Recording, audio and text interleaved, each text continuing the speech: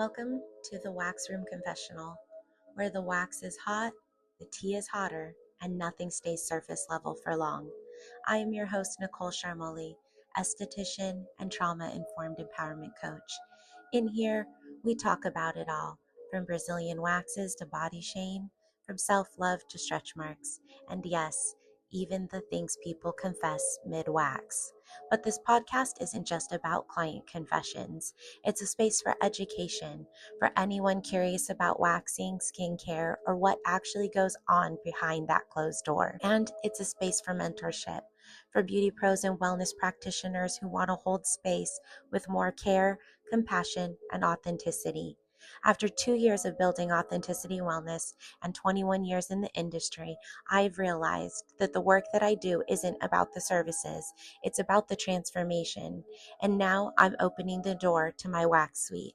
Welcome to the confessional. Let's peel back the layers together. Okay, so hi. You're here. I'm here. We're here. This is episode number 2. The chair doesn't lie. Lessons from years of body work and how the body reveals truth. And I'm here tonight with my friend Alfonso. And Alfonso is my first guest on the podcast. And so excited for that. And we've done some catching up already off recording because I haven't seen him in 4 years. It's not crazy. I can't believe 4 years has gone by, first of all, and that we haven't been in person for 4 years. Yeah. But the second thing is how quickly we caught up and didn't have to have a whole lot of conversation around because we've still been super plugged in. Yeah. And so that's really great. Especially I have another friend that lives in California that we've always been long distance pretty much, almost our whole friendship. And it's the deepest friendship in the whole entire world to me. And I think that the distance makes it sweeter because you really get more investment. And so you've been very invested. Yes. And so you have a lot of investment in this podcast, and I'm so honored that you were eager to just jump in and say whatever you want to do. I trust you. Like, let's do it. Well, thank you for having me on here. For real. I'm super honored, and I'm honored because your time is so valuable, and it took a lot of time to get here tonight, and so I'm really happy for that. And so I'm going to have you kind of just introduce yourself, what you do, and how you came to know me. Well, Alfonso here, William, been a massage therapist for about since 2011, so 14 years. I love what I do. My grandma got me into doing it. She raised me.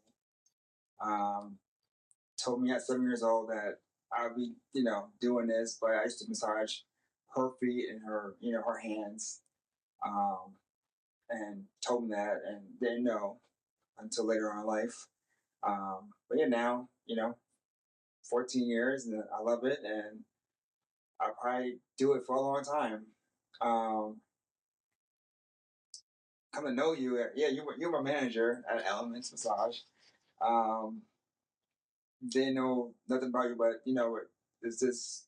You see what people come and go in the massage industry, so to have somebody like you come into the management position, we needed somebody like you. I feel like personally, but besides that, yeah, ever since then, it's been like you said, it's been plugged in and we've been through a lot as far as like just in our own lives, but every like just to kind of like, hey, I need your advice on this or that, and the conversation never gets boring, I guess you could say. And it's just we just talk, and it's nonstop. It's like everything I guess we don't say normally every day.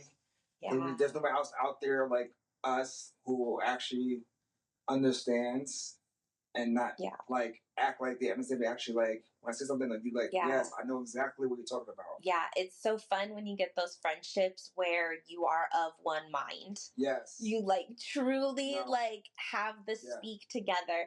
And I even said that when I invited you on, and I was like, don't be nervous because I want it to just be our language. Yes. And we do have our own language. And so I'm excited for that because I do have this language with quite a few people, and a lot of them are going to be on the podcast, and they're all so different. But the reason why I was so excited to start with you is because how I discovered that I wanted to be a coach was from all of my years of being in these industries and watching the physical toll that it takes on the body. And as you said, people coming and going. I've worked with thousands of women and men, less men in the industry, but quite a few men. Yeah. And I've had thousands and thousands of clients, male and female. And you come to know a lot through these trades because the symbiotic you said earlier relationship that's built between client and proprietor or practitioner, you know, is so deep and meaningful. And even more so, the reason why you're on here is when the door is closed and people are naked, there is another level of intimacy that happens and trust and vulnerability that is built in a very short amount of time. And I was your boss, and that's how we met. And that was my first time being a front office managerial role. I've always been in the back. I was with, I was with the therapist. So I really wanted to bridge the gap between front office and back office. And you were lead LMT. And so that working relationship was like, how do we keep both of our teams happy and thriving? How does everybody get seen and heard? How do we keep everybody safe? And we were of one mind of that instantly. Which is crazy. It was crazy. We both were like, whoa, what the heck happened? And then from there, then we got personal, and it started again instantaneously because it was the very first massage I had by you. And I just got goosebumps all over my body. I know, it's in my mind right now. Is it?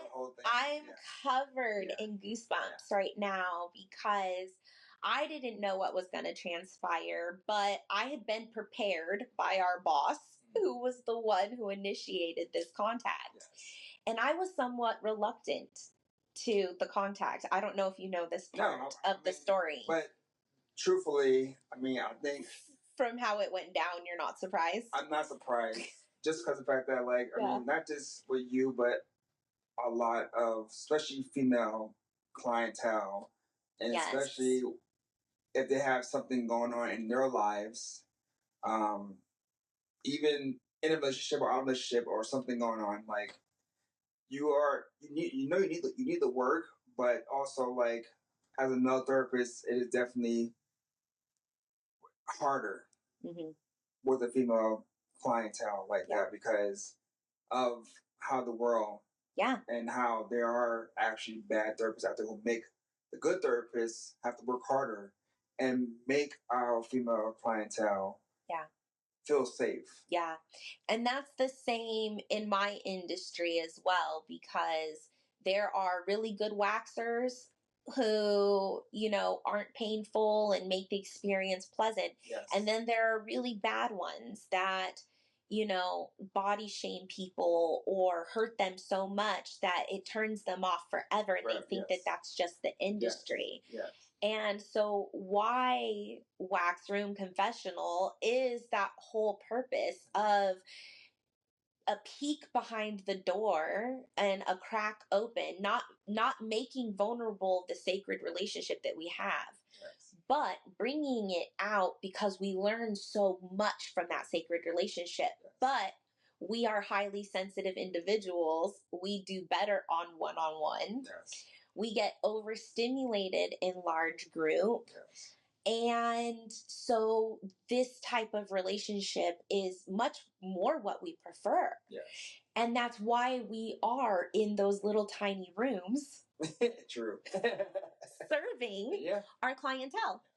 And doing it to the detriment of our bodies. Because again, we're touching people all day long. Yes, it's definitely a wear and tear. And then I'm going to segue into how powerful this touch is, because I think how our relationship intersected here is such a really good segue into that. Yes. Because I was reluctant to be massaged by a male because I had never had it done before. I had only ever experienced female therapists, and I thought that's what I preferred.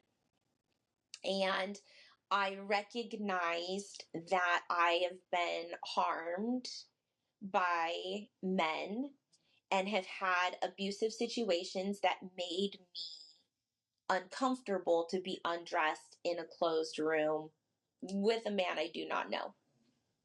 And so when I took the position, something I was asked in my interview was directly from Susan about how comfortable I am with that, because I will have to be very comfortable, because I will need to be massaged by everybody, including hiring process and things like that. And I wanted the job, and so I said, yes, I'm up to the task, knowing I was going to come up to this at some point. And it was you, because you were the lead therapist, and she wanted me to experience you, to sell you. Yes. I mean, that's the only way, I mean, in the industry, and being management and on the phone, like, somebody asks you, you know, who's your best, or you try and figure what's the best fit, you know, because of the touch, okay, this person is good, he or she. Yeah, you bet. Mm-hmm. And if I'm anything, I'm a perfectionist, and I'm going to be good at something. So I knew I was going to school on this. And I walked into that massage armored up, ready to just experience you. I had no idea, first of all, what your superpowers were. Hail to you. Best hands in the world. But also I didn't know what was going to happen with the energy. I was not versed in this type of language yet. Yeah, well, it's legitimately like something that doesn't happen all the time.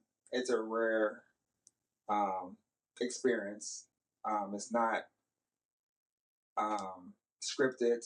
It's not like, oh yeah, by the way, you know, this is going to happen to you. You really don't know. Yeah.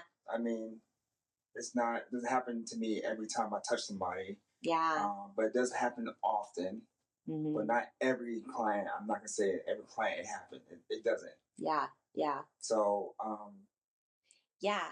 I wasn't prepared for that massage. Yes. I wasn't prepared. And I wasn't prepared for the amount of vulnerability that was going to come out of that massage. Like, I knew I was going to be facing something, but I had no idea what I was going to come up against. So I'm going to let you take it over from here. And I want you to recall this story of how it happened for you, because I want to respond. So we're going way back. This is so far back. How many years is this? This is 9 years? At least. Yeah, at least 9 years. Yeah, at least 9 years. At least 9 years. Yes. I've been there since 2016 of November. So, yeah. It's been 9 years. Okay, 9 years. Yes. So, and it still gave me goosebumps. Yeah, I'm like I said, when you mentioned that, it's in my head. I'm walking through. We're going into the room. close the door, ask you your problem areas, to know your hips were hurting you a lot, definitely neck, shoulders, back, and definitely, what I hear about that is just, for me, when I hear hips, it's emotional all night for me. That's just number one. So, and at the time, I still didn't know, we still didn't talk personally. It was still professional. So, yeah, I undress under the sheets face down. And then, so, go back in there like normal and start massaging you. And as soon as I put my hands to kind of access the body, I felt it. Just the connection, like electricity. Like it's just like from your body to my hands. Like it just, I felt that, and that's when I know, like, okay, something's going on with her, but I don't express that. I just You know. didn't. No, You did not express that. No, I just know, like, okay, like there's something going on, and then so just going through, just do what your body's telling me to do, word massage, and just I was really drawn, just kept getting pulled towards your lower back, and then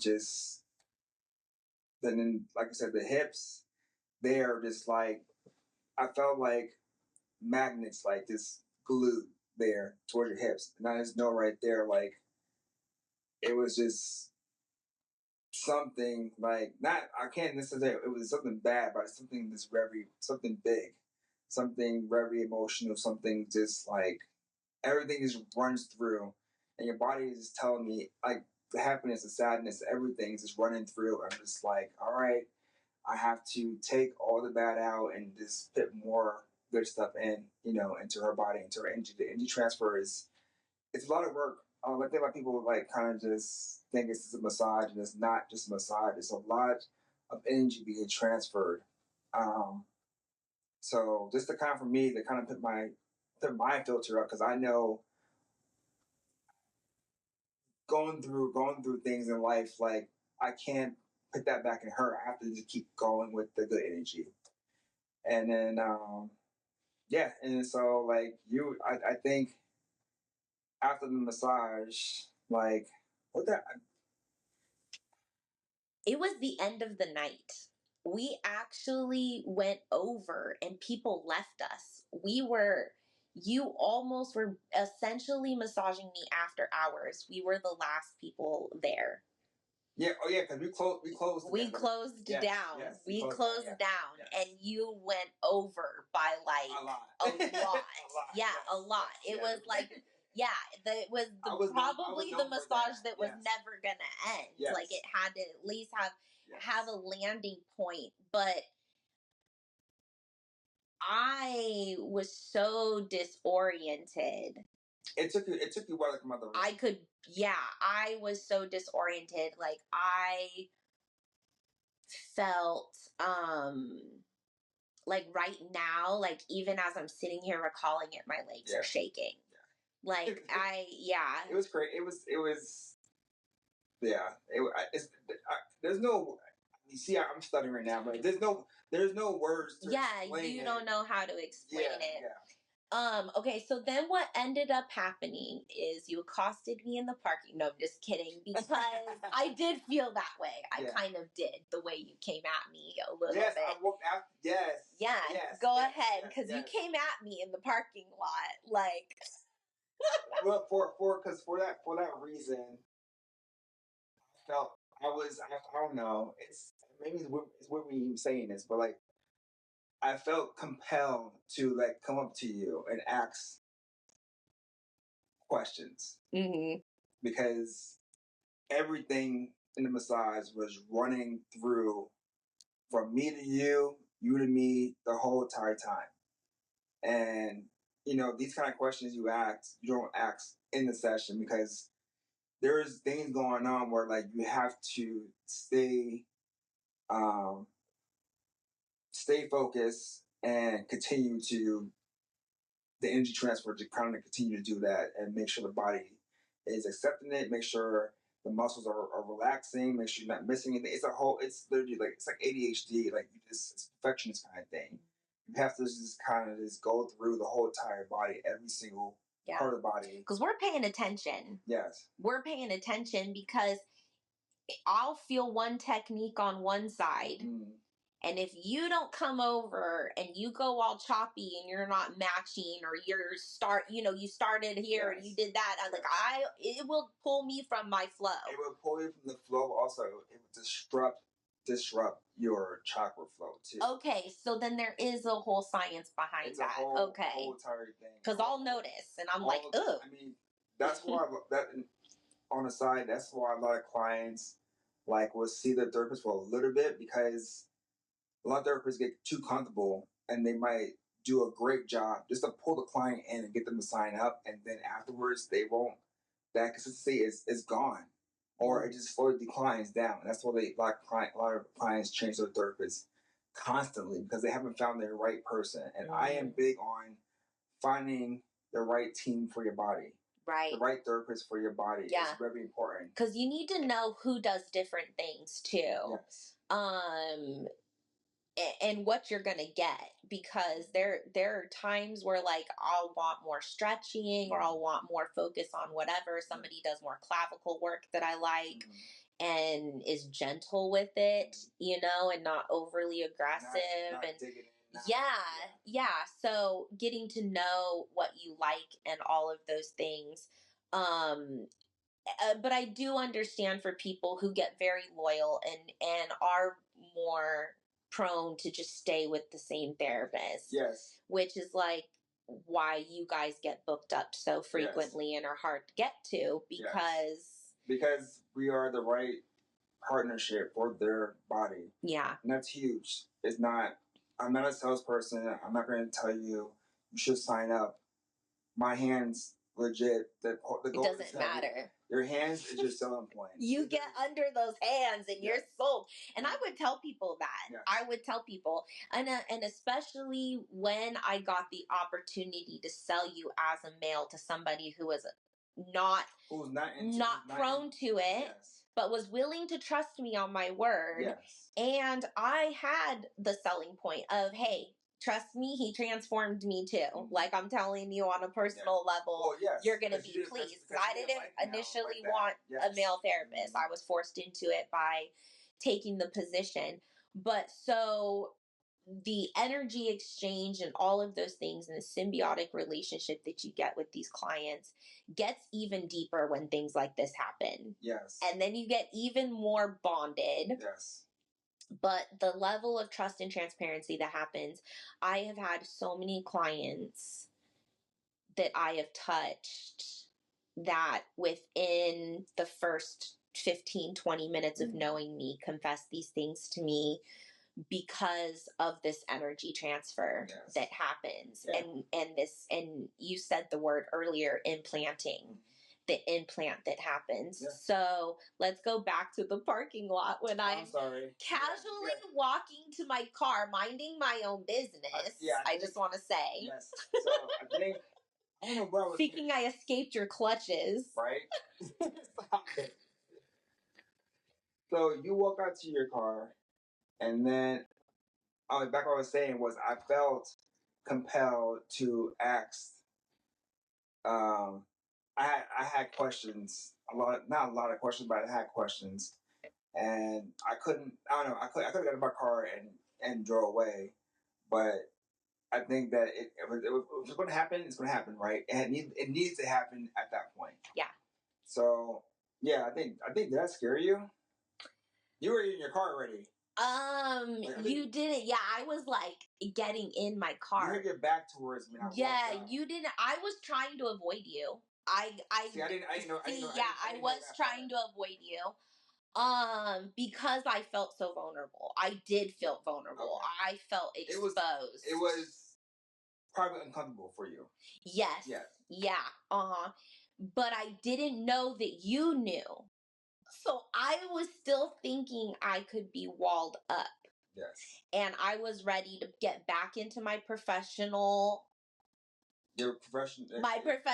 thing. Yes. And tell Susan it was the best massage I'd ever had. Yes. I will sell your therapist. And leave it at that. And move forward, yes. And leave it at that. And I was willing to leave it there. Because I was in a precarious situation at that time. Mm. I was getting ready to end a relationship. And so I felt very vulnerable just in my personal life. Yes. And the nature of why I needed to end this relationship was also, kind of crazy and deeply personal, and a lot of things were going on in that. But, and I obviously wasn't sharing that at work. So you asked, I don't remember quite how you asked me or what you asked me directly. I think I asked you actually a very personal question. Yeah. Yeah. So what I remember of the situation, because I was so stunned, I don't fully remember you asking me per se. I think it took me a little bit to even ask you, because I wasn't sure if I should be asking you, but I was compelled. I was feeling like I needed to. But what you started with, I think, and what you said is you covered it before you asked the question. You said something like, I felt something on you during your massage, and I just want to let you know if you ever want to talk about it. You said something you said I didn't want to. You didn't want to fully expose me. No. But you said I was hurt as a kid too. Yes. In the same. Yes. You said in the same way. Yes. And you gave me a look like I was like a deer in headlights. Yes. You look at me like why are you asking me this? Why are you saying this to me? Yes. Why are you saying this to me? How could you possibly know that I too as a child was hurt in this way? Yes. How could you have known that? I had yet to even say that. But the whole thing about that was like, we were never friends. Yes. Yes. We never text. Never yes, I was call. your boss. You were I boss. was 100% your boss. Yeah. And I was 110% like, I was there to prove myself. Yes. Like, I was proving myself. I was making a name there for myself. I was working hard. Yes. And be damned to like let any personal BS get in my way. I was on. I'm not gonna lie. You definitely had the wall for sure. Like business, not like I don't want to talk to anybody, but it's like more like business. Like if it's not my business, then keep it moving, which is fine. You know what I'm saying? Yeah. But when it comes down to massage, which is what I love, and then I'm good at it. Like I think it's a time to have your walls, like you can let them go. Yeah. And it's up to me as a therapist to let you know it's okay. Everything in my life outside of that job was in chaos. Mm. So I was over. You didn't know. Yes. You didn't know, but I certainly knew. And so my over the top being there to prove myself, to hold it together, was because everything else in my personal life was falling apart, and I was unraveling. Yes. On a personal level. Mm. And what's so interesting too is like you said, that had not been named. I had not even for myself discovered that I was abused as a child until about 4.5, 5 years ago. Yeah. And so we never really even had much conversation outside of that about it. We never really did need to. Like, I know your story from little gatherings, but we've never had to re-traumatize ourselves in the sharing of the story. There was enough there of just knowing, which is crazy. It is like the beautiful thing. I think it's the God protection aspect or something for us when our innocence is taken from us. Yes.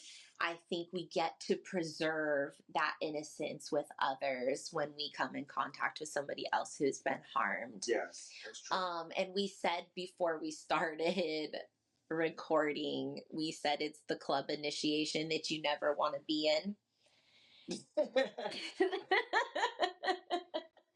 I mean, it's yes, to go through something so hurtful and then to gain something so amazing. It's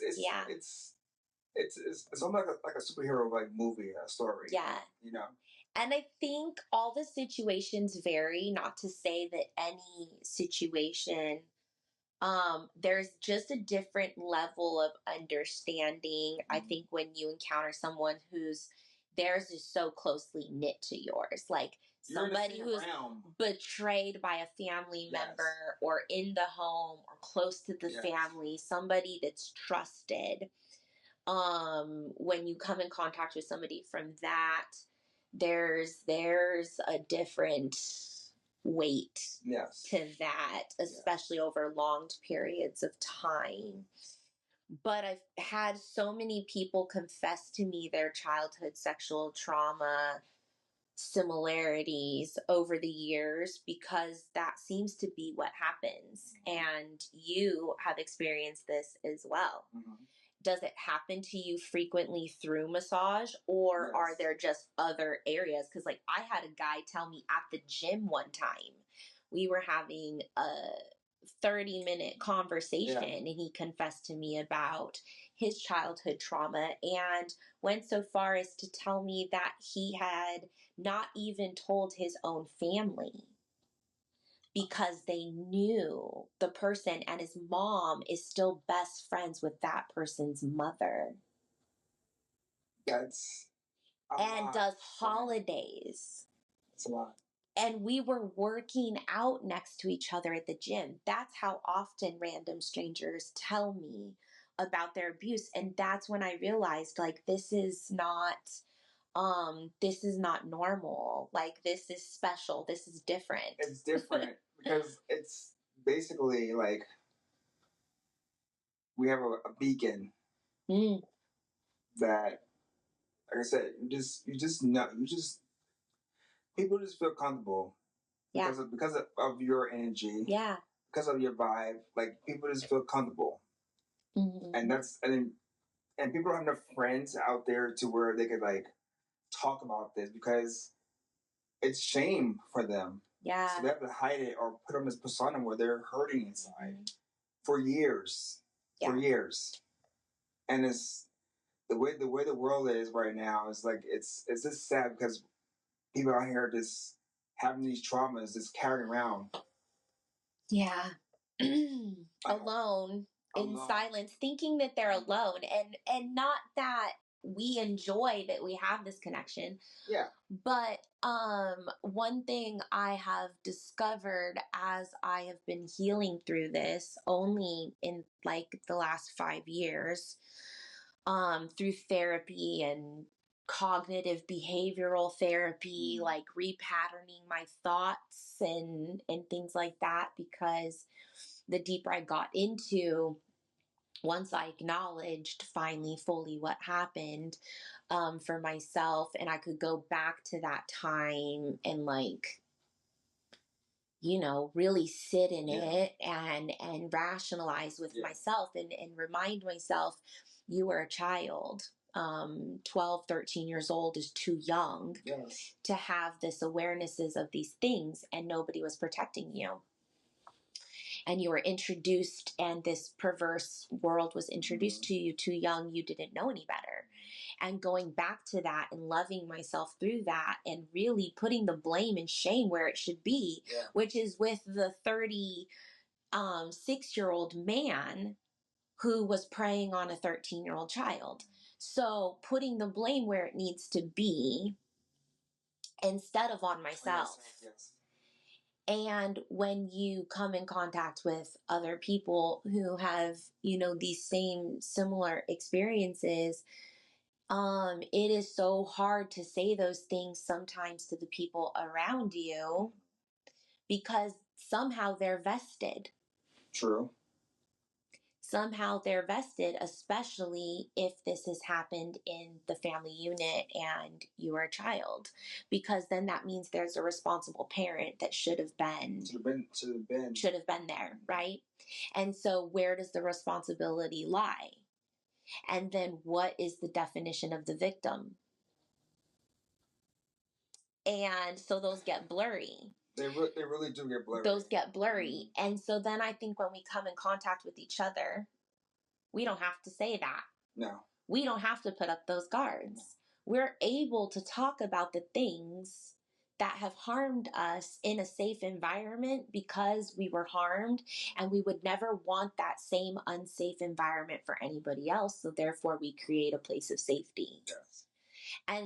And even though I was taken back by you coming at me, it was because nobody had seen me before.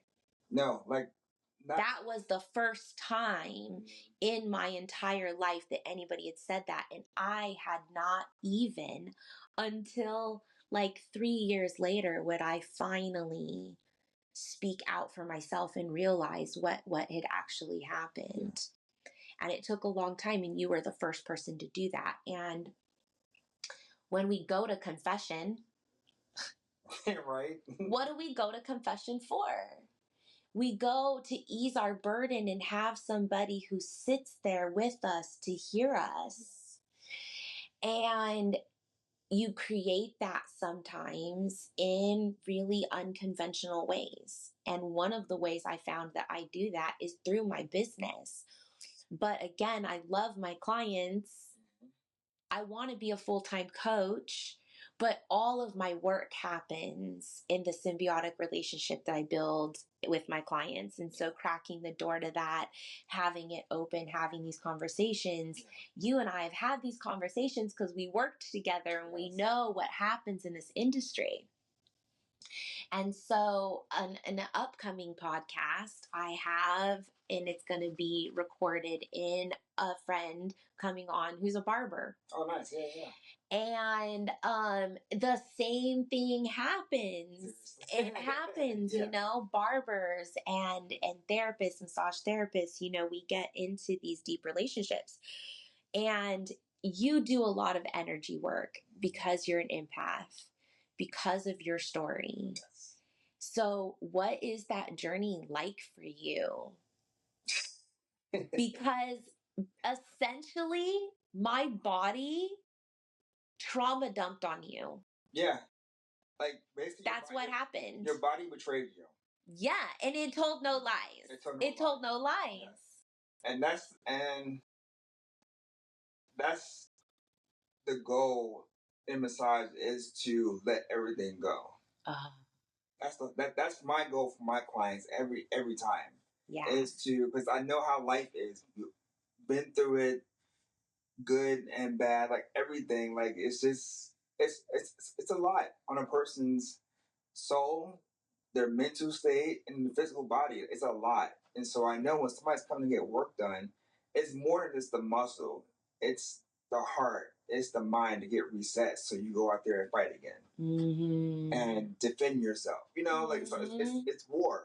Because I walked out of that massage armored up. Yes. No, I mean, yeah. I did. Yes. I did. I got vulnerable and I armored up. Yes. Yeah, I was running. Because when you're vulnerable, it means you're bearing yourself. Yeah. And if you're going through things in life already, then you don't want to be vulnerable, because then that means that you're weak and someone else can get in there and hurt you. And you're trying to get hurt. So you put your armor back on real quick, no, stay out, or I'm ready to fight. Yeah. And this body is our armor for our very gentle, loving souls that are just trying to love and exist and survive and thrive. And we ignore them and we beat them up and we abuse it. And also I want to talk to, because you've had your weight loss journey, you've watched me go through my weight loss journey. And a lot of my weight loss journey, and I talked about this in the first episode, it was letting go of the emotional trauma. Yes. I finally was done carrying all of that shame of what happened to me. I was finally done with carrying the burden of what the perpetrator put on me. Yeah. Because he needed me to be ashamed of it so I would stay silent. Because if I would have spoken up, he would have never had access to me for the amount of time he had access. Right? That's crazy. But yes, you're right, though. Yeah. So if I would have used my voice way back then, so how could I use my voice now when, all these years later? So using my voice and speaking out and finally naming the problem and finally, admitting to myself what had happened, I was able to let go of that weight. And so when I'm talking with clients and I'm looking at clients, and I specialize in larger women, I have discovered in going on my own solo entrepreneur journey that I wax real women, real bodies, yes, really big, healthy women. Yeah. Because I was really big and healthy when I started in this industry and I waxed myself. Yeah. So I know I have to hold my stomach out of the way. I know that there's stretch marks all over there. I don't care. Yeah. I want to get the hair gone. I'm there to do a job. That's the goal. Let me get it done. Yes. But also we're vulnerable. If I'm waxing your Brazilian, there's usually only a few other people, heaven forbid, I don't know, I'm not judging, no, that have seen it, or are in there. And I'm also providing a service to your partner if that's what your partner prefers, or if it's for you, for your own feeling of freshness and your own empowerment journey, whatever it is, whatever your reason for choosing to care for your body, how you do. And not feeling ashamed about that. And so we've gone through a lot of sizes together and a lot of journey about that. But the big thing is a lot of childhood trauma survivors have food issues. Yes. And so as a coach, whatever you're coming to me for coaching for, if that nutrition goal, which should be on everybody's goal given the state of the world right now. Yeah, that's true. But it also plays a really huge part in what you do. With caring for your body as a practitioner, first of all, it's energy exchange, yes, is emotional. The energy exchange is huge for yourself as a practitioner because that drains you, yeah, a lot. Especially when you're working all day long and 7 days a week. Mm-hmm. It drains you out. Mm-hmm. And definitely eating, definitely resting, sleeping when you can. And those things are hard because the fact that you're so drained, like you're eat whatever, mm-hmm, you know what I'm saying? Or you can't sleep because you have to unwind from massaging 8 people. Yeah. I mean, you have 8 different people on you. Mm-hmm. It's really hard to sleep.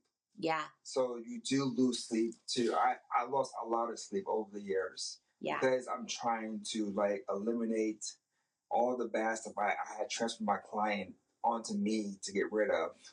And it's hard. Yeah. It's super hard. So yeah. And then when you have connection with them, mm-hmm, I jokingly say with my clients, if they've been with me a certain amount of years, call it season, whatever, episode, whatever, mm-hmm, month we're in, So it's like, if you've been my client for 5 years, we're on season 5, episode, whatever. Mm-hmm. And over all those years, you build up. I mean, I'll be mad at someone's auntie for them. Sure. They come in and they're sharing their stuff and you're catching up and you're building these relationships. Yes. And then we go home and it's like, man, and we're replaying conversations in our head and maybe did I say the right thing? And I'm thinking about that situation and my heart is broken. Yeah. Or you're super happy for them and you want to come home and your partner's like, whatever, it's just your day. But you get so vested in these clients. You do bring, I mean, because there's an imprint of you on them. Yeah. And then on from them to you. Yeah. So you do bring them home with you. Even part of their psyche sometimes too. It would, like you said, you start thinking about the conversation, you're there. Yes. You're going through the same thing they went through. Right. Yes, you wasn't there physically, but mentally, like, you're there. So yes, it's a thing. It's a thing. What we do is very it is. So let's talk then. I know the things I like to do that help me to do my unwinding, but do you have any like rituals, or does it vary? Because, okay, so also sidebar, for a while we were roommates. Yes. So we got even more personal because we like slept across the hall from each other and we were working together. Crazy. And so, and we were like co-parenting together because interestingly enough, like your kids would be over when my kids were with their dad. And so then it was like vice versa. So they were rarely ever there together. Yeah. So it was, we tried. We really wanted them all to like hang out together. And when sometimes they would have overlap, they didn't want to leave. They wanted to stay together, which was so precious. That was so sad.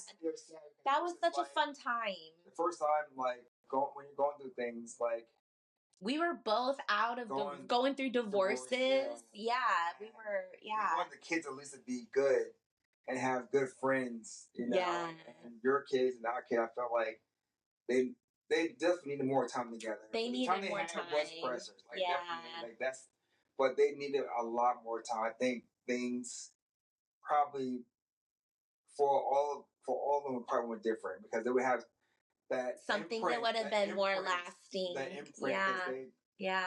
Yes. It was such a brief time for them. Yeah, because we had opposite weekends. That was so rough.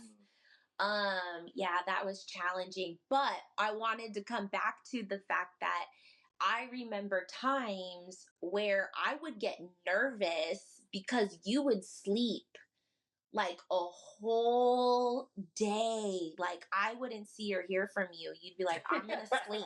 Yeah. And like you would sleep. And I mean, like obviously I knew because you know, I made your schedule, but you know, yeah, you're drained. Drained, like legit drainage. Like it's just not it's I guess it's part of the how do I say it? Like it's part of what we do is that we give so much and also we take so much from our clients that over time, like it's just like when you actually like are able to unwind, you legit unwind and your body legit like goes into a sleep mode where like you have to regenerate yourself. Really do. Because guess what? Next day you're gonna do it over again. Right. You know? Yeah. So what is it that you do for yourself? And then what is some advice that you could give? Like what is something that someone could take away, whether they're a massage therapist or facialist or you know, a hairdresser working in this kind of service in our industry? Well, let's start with what I do. I'm into anime, like heavy anime. I know. So, I've tried not to end up at any of those movies with you every time you offer for me to go to an anime movie. It's just one of those things that you like, you don't, but it's okay. It's okay. But anime is definitely been my saving grace. I'm not. It sounds cheesy, but it's not really, at all. It really. I mean, I've been watching for a long time, but like it takes me out of the now, and this. It's not mindless because it's a thing. It's a nerd thing too. So you are a nerd. Yeah. So I can go I can dive into that right now too. But I'm just saying, we won't talk Marvel and we will not talk anime. Marvel anime, yes. We'd be here all night. Yes.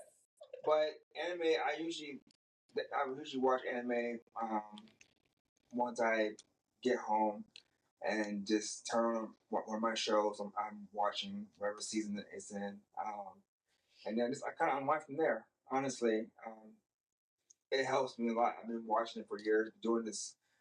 I've been massaging for 14 years, so I've been watching anime for that long, and it definitely helped me. I mean, definitely in good times and bad times. So anime has always been my thing, and also spend time with friends and family. It's always just talk to my close friends, so yes, I know. So it's just like um, that's my routine. Always my routine. It's just get out of it, and just mindless into anime. Yeah. And everybody has their own thing. If it's watching the TV shows or going to movies or spend time with friends or going to a bar, whatever, watching the games, whatever it is. Everybody has their own thing. My thing is anime, always. As far as other practitioners,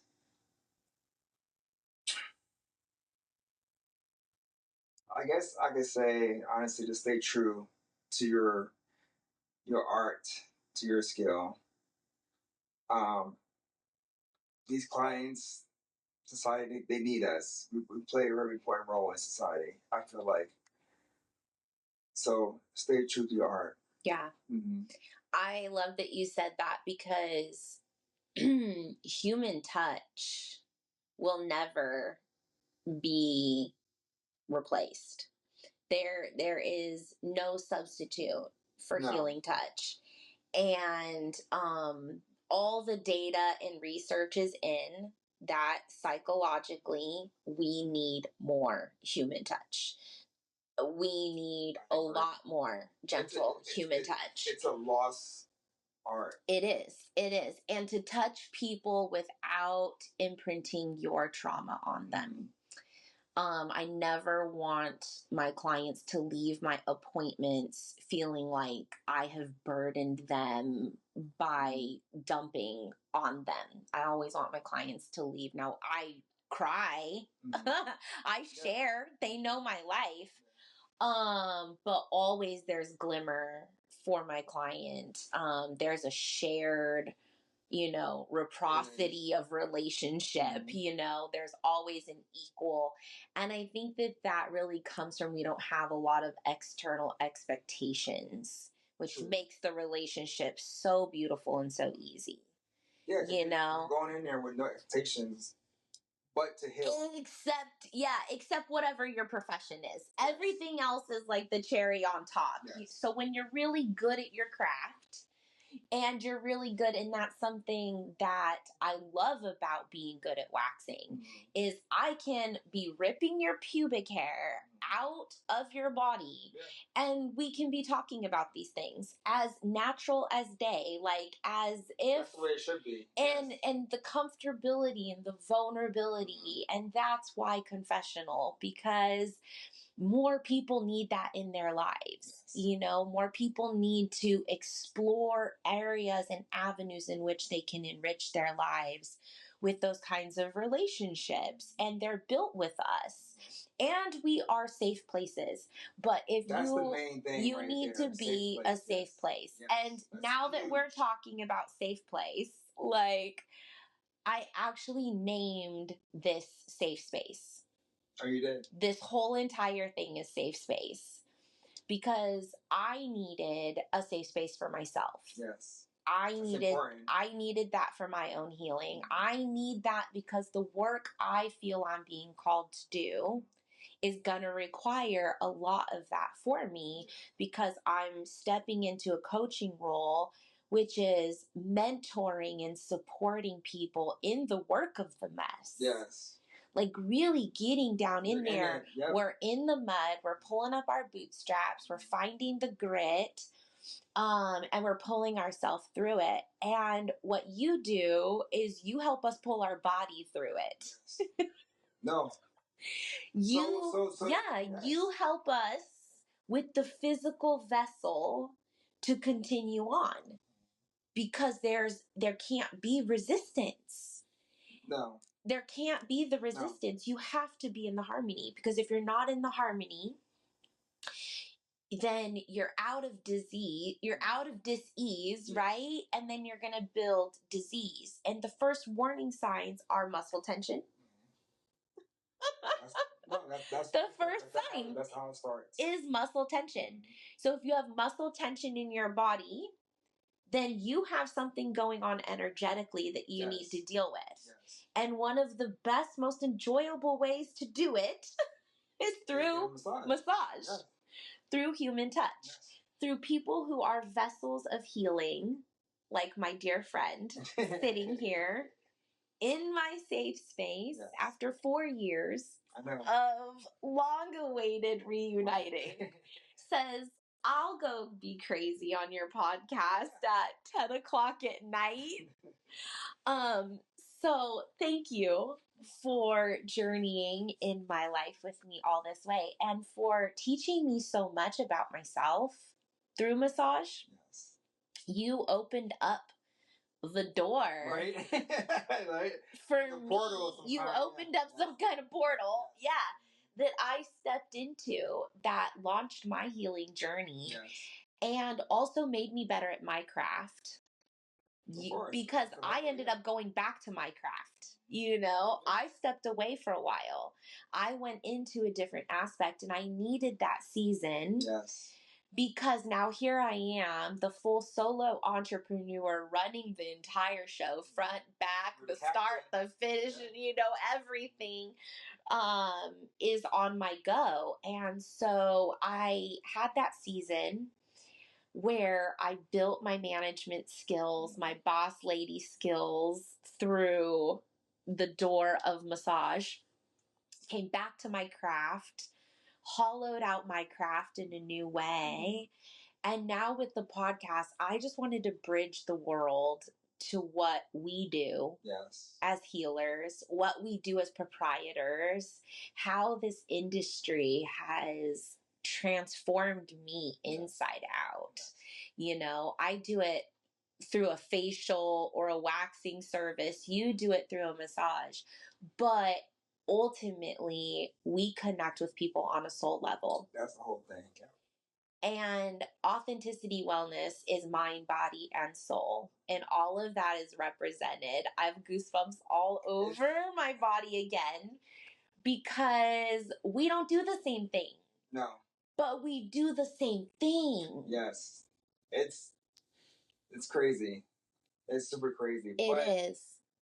As long, I feel like as long as we're helping people and heal people, then I think that brings us joy for us too. That brings good karma for us too in our own lives. And we use that energy to move forward in other goals that we have in life too. So, and you stepped away from massage for a while, and now you're coming back to it. Yes. And so how are you feeling coming back in?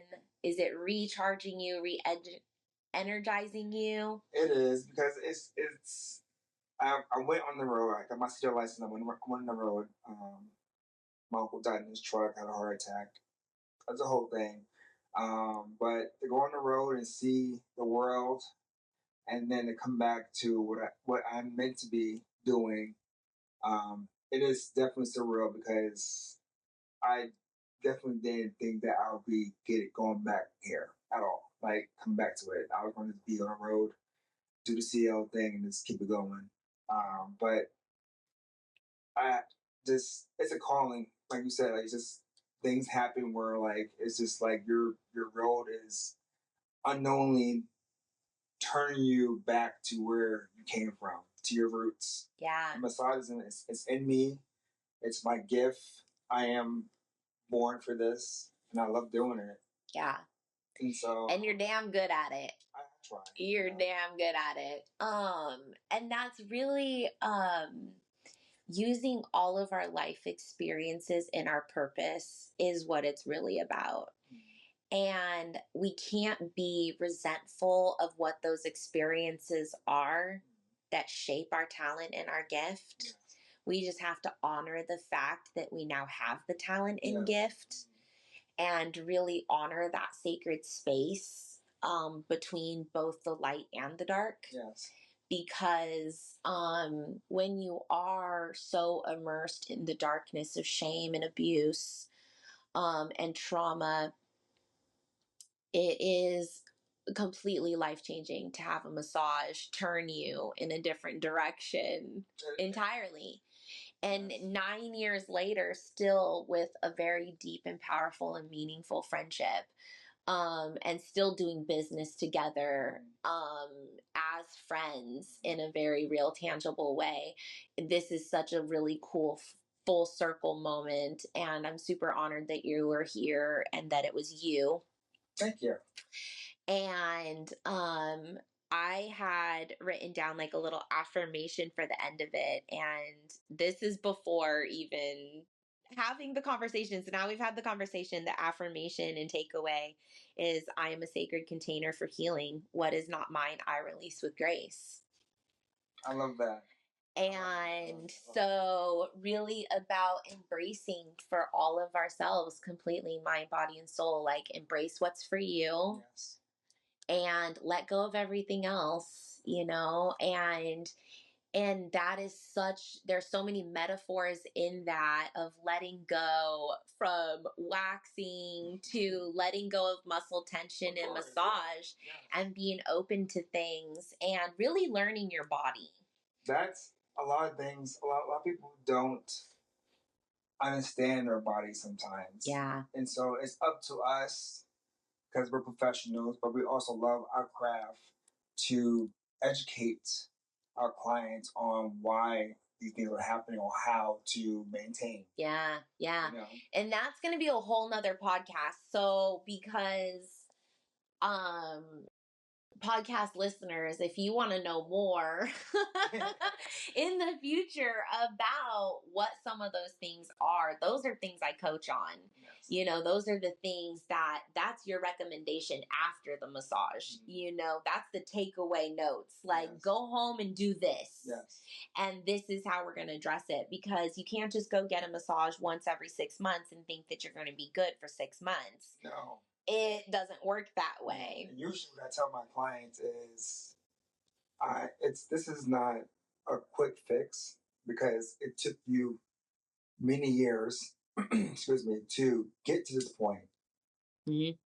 Many years, so it's going to take you some time, yeah, to get to a good point, yeah, in your body, yeah, your mind, and your soul. Yeah, absolutely.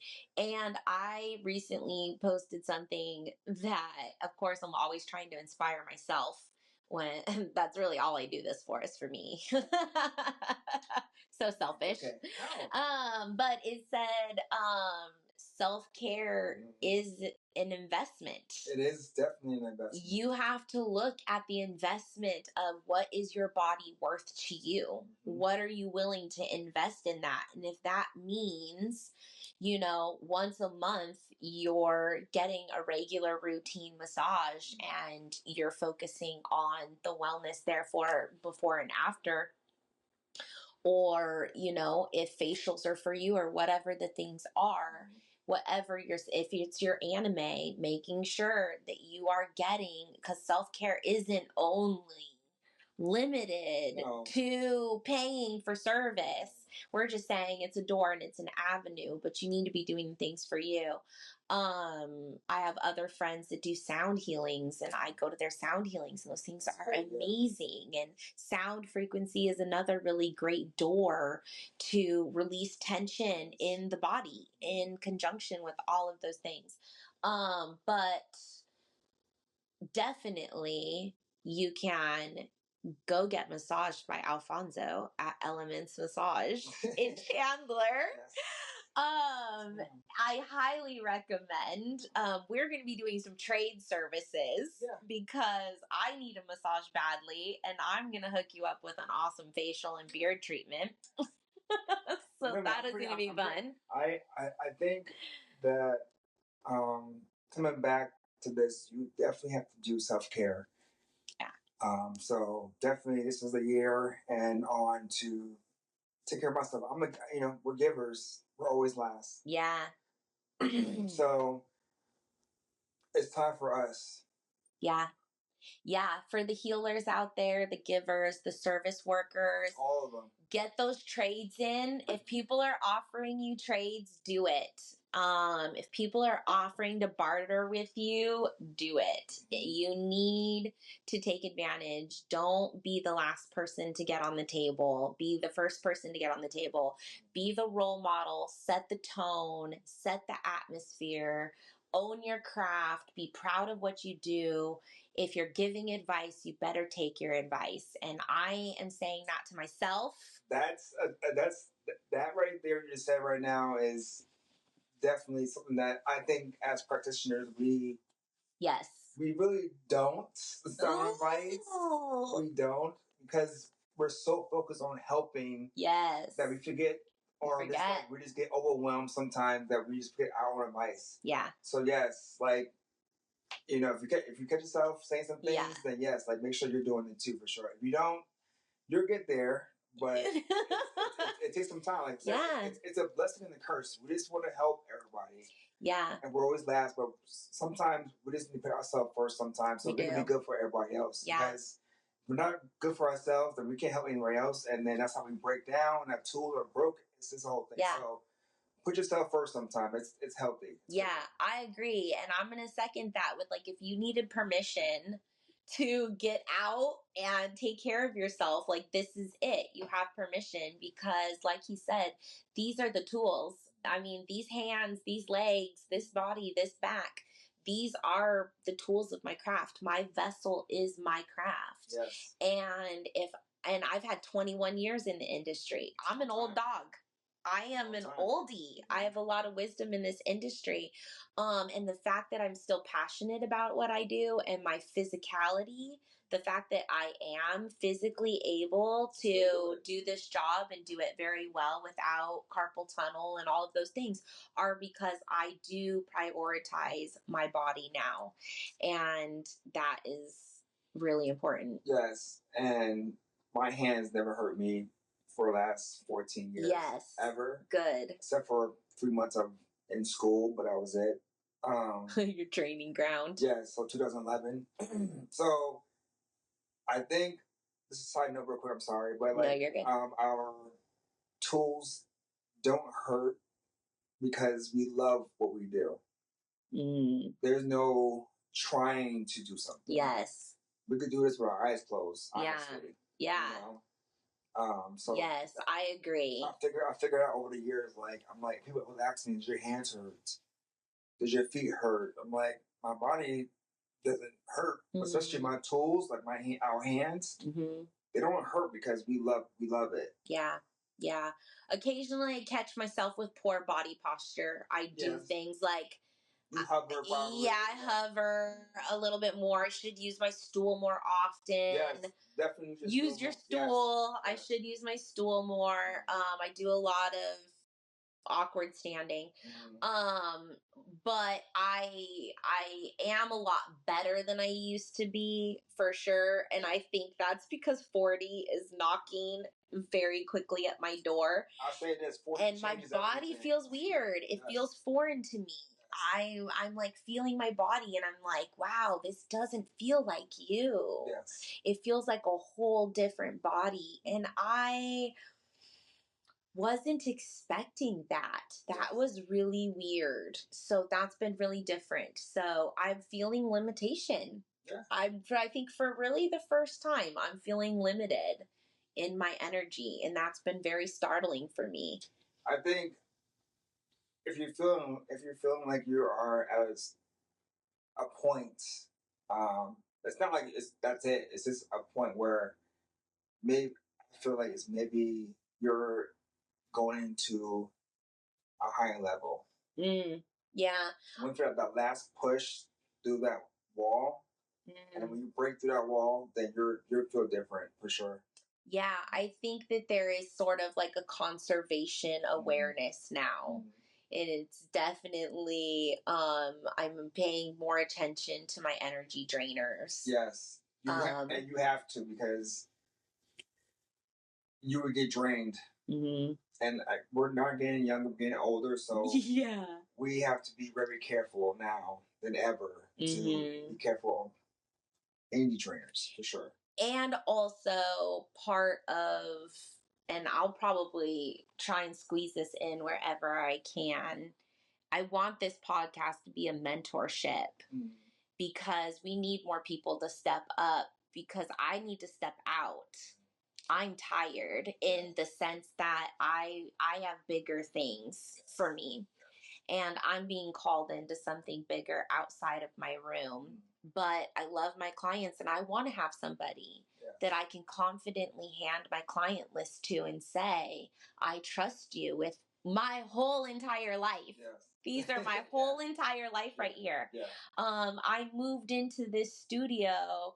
I moved into my career path in such a way that, like, this is quite literally my whole entire world that I want to hand off. And that has to be to a very special individual, because my clients are incredibly special to me. Yes. And the relationship we have is very special. And we will continue friendship, because I'm one of those people that carries on friendships for a long time. But physically, I won't be your proprietor forever. I don't see myself waxing vaginas at 65. Yeah. But I don't see myself not working at 65. Yeah. Yes, that's true. Right. So I want to be doing something that is, a little different. And so I'm hoping that it's not waxing vaginas at 65. Yeah. I'm claiming that for myself. So if there's any young girls out there listening, take care of your bodies, because we need you. Us old dogs are getting ready to retire. Seriously, and we have some amazing clients who are going to need your services. So I do want this podcast to be a mentorship more than anything. And I don't want the name Wax Room Confessional to get people thinking that we're here for gossip. I am not a gossip person. I'm here for business. I'm here for healing. I'm here for the truth. I'm coming for truth. And the chair doesn't lie. The bodies don't lie. We see you. Yeah. We feel you. Yes, definitely. Every time you come into your appointment, I recognize that your hips don't open up very well for your Brazilian wax. I'm going to start sending you over for some massage work with Alfonso. Well, thank you very much. We're at an hour, and so this was a blessing. I don't even feel I need to cut anything. I'm so excited for everything that happened. It went exactly how we wanted it to go, except for the feedback at the beginning. So other than that, it worked out. Yeah. Well, thank you. I love you. Thank you so much. And thank you to everybody listening. And I'm sure there'll be a closeout capped in there